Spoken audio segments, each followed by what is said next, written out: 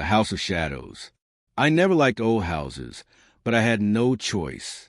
My job had relocated me to a remote village, and the rent for a modern house was beyond my budget.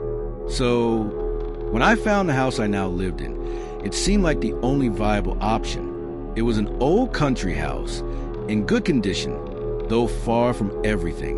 The owner, a quiet man, told me he had rented the house many times, but the tenants never stayed long. That struck me as odd, but I attributed it to its isolated location, surrounded by empty fields and trees. The first night was peaceful. The creaking of the wood and the whispering wind through the cracks seemed normal. However, when I woke up the next day, something wasn't right.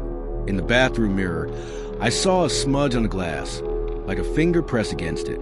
No matter how many times I cleaned it, the mark stayed, with blurry edges.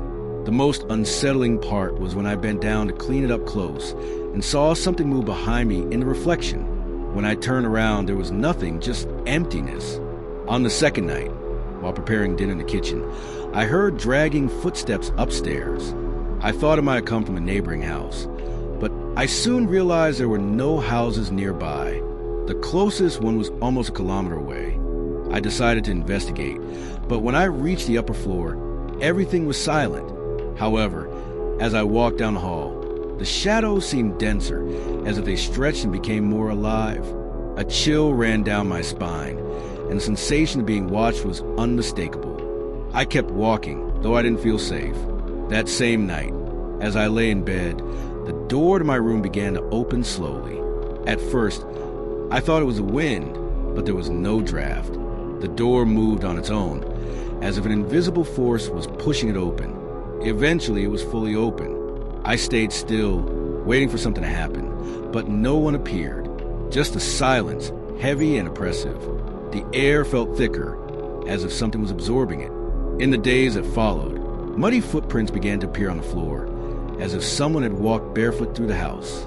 But it hadn't rained, and no one had entered or exited. The footprints were strange, elongated, covering the entire hall.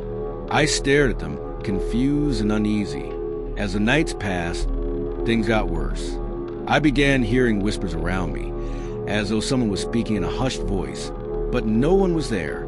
The shadows in the corners of the room stretched longer than normal, and sometimes I felt something sliding across the floor, waiting to trap me.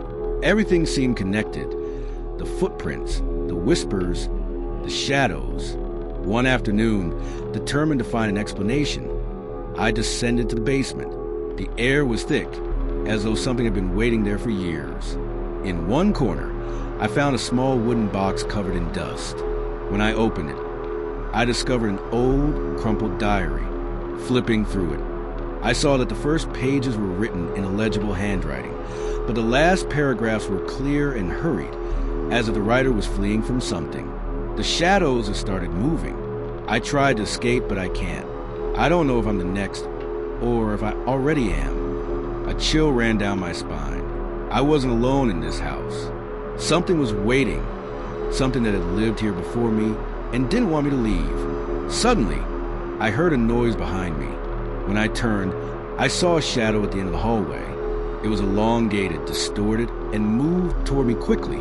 I tried to run, but my legs wouldn't respond. The shadow surrounded me and whispered in my ear, "We've been waiting for you." I felt the darkness swallowing me. In a desperate attempt, I felt the floor, but the shadow kept advancing. Suddenly, something woke me up. Was it a dream? I looked around, and the house seemed the same, but something was wrong. The wall clock read 3 a.m., the devil's hour, the same hour I had seen on my first nights in the house. Now, the clock seemed like a distorted echo. I don't know if I'm alive or dead. I am trapped. Every time the shadows move, they pull me closer to eternal darkness. My mind begins to unravel. The shadows have become more persistent, bolder. They are no longer just blurry figures. Now I see them clearly, moving along the walls, sliding across the floor. Every corner of the house seems under their influence, and every time I approach them, I feel pressure on my chest, as if something is watching me with unnatural intensity. One night, I woke up at the edge of my bed, as if something had dragged me there. The clock read 3 a.m., and from a distance, I heard a murmur, barely a whisper coming from the walls. Though I couldn't make out the words, the tone was clear. There was something in the house that didn't want me there. I decided I had to escape. I quickly dressed and headed toward the front door, but when I tried to open it, the key wouldn't turn. An indescribable coldness took over the air, and the shadows seemed to move faster, cornering me. I looked down the hall and saw something I couldn't fully describe, a human figure, distorted by darkness. I couldn't see its face, but I felt its presence on my shoulders like a crushing weight.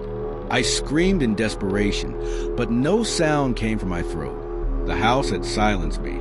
Then I heard the last whisper, the clearest one of all. "You can't leave. We've been waiting for you." The shadow began moving toward me, running without making a sound.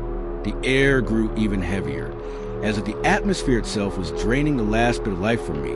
In a final desperate attempt, I kicked the door with all my strength. The blow was sharp, but the door gave way, and I ran outside, not daring to look back.